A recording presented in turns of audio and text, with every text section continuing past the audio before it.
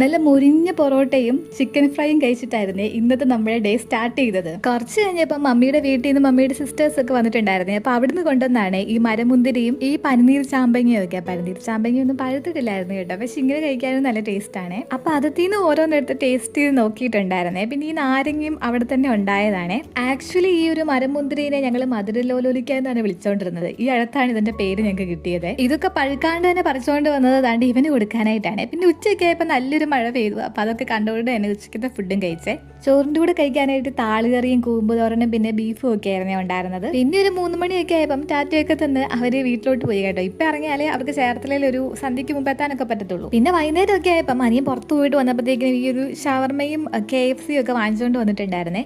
ഈ ഷവർമ കുറേ നാൾ കഴിഞ്ഞിട്ടാട്ടോ ഞാൻ കഴിക്കുന്നത്.